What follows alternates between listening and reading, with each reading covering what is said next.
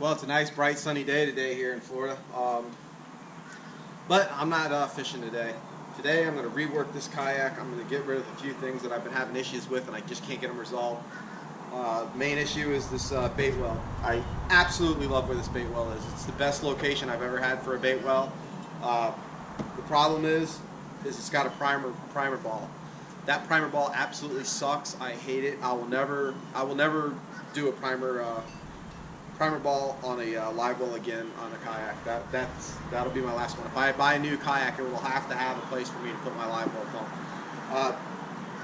The main issue that I'm having with this thing is I run a 12-volt system on a timer. So the normal check valves that you would use in it, by the time the timer kicks back on, while it was off, it deprimed. So then I'm using heavier check valves in it. And so the heavier check valves, the water doesn't flow through nearly as fast, and it's almost like having a 6-volt system. And it's just not enough to flush the scales out if you got a lot of greenbacks and stuff in there. And yeah, it's just horrible. I thought I could get it to work, but it's not working. The other issue I was having here was with the Lowrance. It's so far out on this track that it's hard to see from the seat, and then when you move it back, then you kind of bump it with the paddle. So then when you're bumping it, you kind of push it in so you don't hit it with the paddle. Then it's kind of rubbing on your leg when you're sitting. So that's not an ideal place. I had it in the center of my other kayak before on a little console I had made. So I think I'm going to go back to putting it in the center here. I do have the Coosa HD console.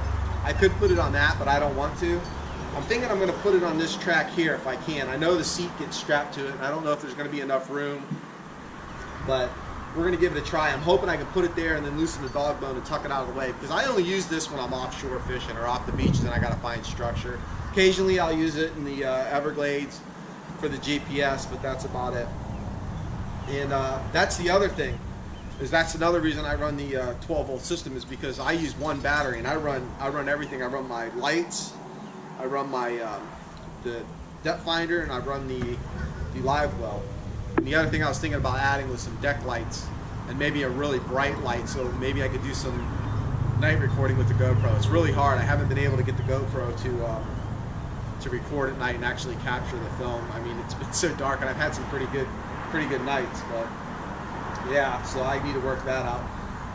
But this is the main thing, so I need to get this situated. If I didn't find a way to actually mount this live well pump to where it wasn't affecting the paddling and it wasn't out of the way, I was going to drill a hole through the bottom of the boat and put the pump there like you do on a regular boat. I mean, that's how over it I was. So we're going to go ahead and strip everything out of here. I kind of already got all the zip ties and everything out. I'm going to start moving it around, and then we're going to see how this works out, and then I'll probably go out to the lake that's close to my house, test it out, make sure everything works, because I got one day to get this thing going and getting it to work right, and I know with the pump in the water it's going to work phenomenal. So yeah, and I may even run the hose all the way up here. I'll have to see if I can do that to keep the live well in the front, because I really like it up here. But if not, I just switch. I'm going to switch my tackle bag that I usually keep at the back to the front, and then just switch this to the back, and I may even make a new live well. So we'll see how that goes. I'm going to go ahead and start tearing this stuff out and getting rid of it, and prepping it so we can put the live well and move stuff around. Well, I'm done. I mounted everything. It was really fast, really easy. I got it done pretty quick. So here's where I mounted my depth finder. Right here. It's really nice, convenient. Pushes right out of the way. I mean, it doesn't get any cleaner than that. All I have is that one wire that runs right there, and that's for the transducer. No place you can really move that. So yeah, that came out really good. Now there's my battery box with the timer. It's going to be really easy for me to reach this timer. I mean, if I got a lot of mullet in there, I can turn it up, or if, you know, I'm using bait and I don't have that much bait left in there, I can turn it down, save my battery. I got these waterproof connectors off of Amazon. Supposed to be marine grade. They're not. They're just regular old chintzy automotive connectors, and they last. They've been working, so I just continue using those until they don't work anymore, and then I'll just either put another set on or wire it directly. I mean, I got fuses inside the box, so it won't be a big deal. But yeah, that's a good place. I don't put my trays out anymore on the sides of the kayak, so I can't remember how many trays I brought or where they're at, so they all go in a bag and they all go up front. Now here's where I had the issue, is when I put the live well in.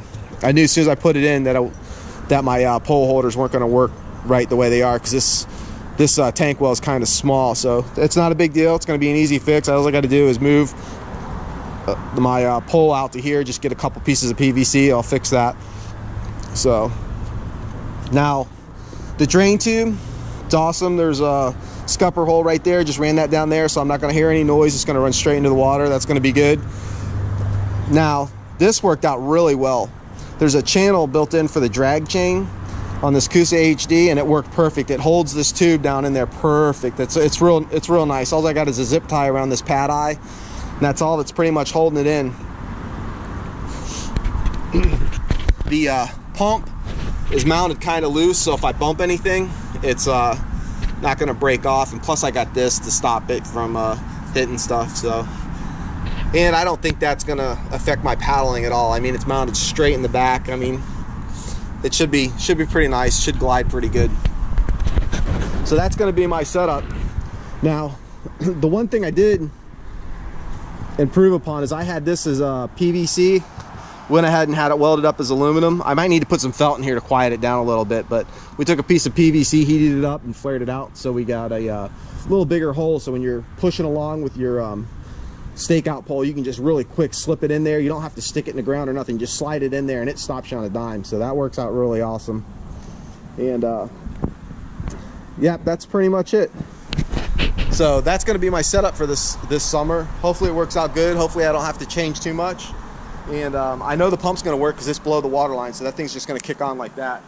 So I'll let you know in the next few videos how it works out. See you then.